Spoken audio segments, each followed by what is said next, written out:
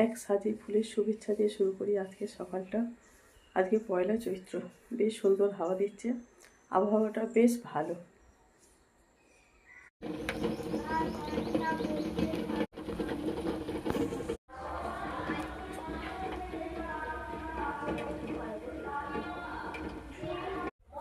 ডিমগুলোকে ছাড়িয়ে ফেলি, সিদ্ধ হয়ে গেছে। ডিমগুলোকে ছাড়িয়ে ধুয়ে নিয়ে রান্না করতে হবে। ডিমগুলোকে ছাড়াই। ডিমটা ছাড়ানো হয়ে গেছে, এবার কড়াই তেল দিয়ে ডিমটাকে ভেজে নেব। কড়াই তেল দিয়ে দিই, তেলটা গরম হোক। ডিমটাকে ভেজে নিচ্ছি।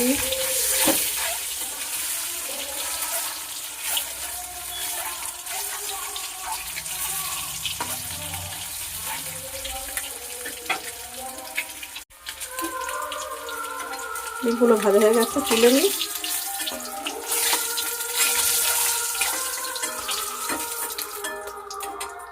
বাহ, সুন্দর দেখতে হয়েছে। এবারে এই তেলেতেই পেঁয়াজটা হালকা ভাজা হয়ে গেছে, এর মধ্যে রসুনটা তুলে দেবো, দিয়ে রসুনটা ভেজে নেব।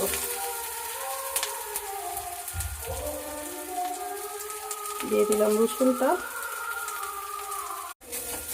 আদা, পেঁয়াজ, রসুন সব ভাজা হয়ে গেছে। এবারে এর মধ্যে দিয়ে দেব টমেটো কুচি।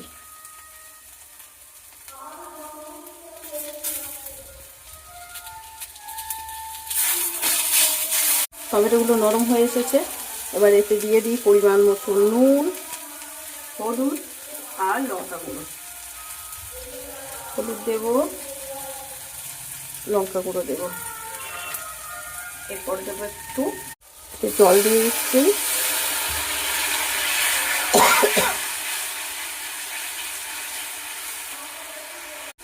গ্রেভিটা কষানো হয়ে গেছে, সুন্দর দেখতে হয়েছে।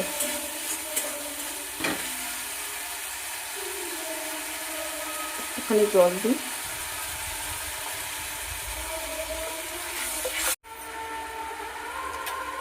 হয়ে গেছে ডিমের কারিটা, এবারে নামিয়ে নিই।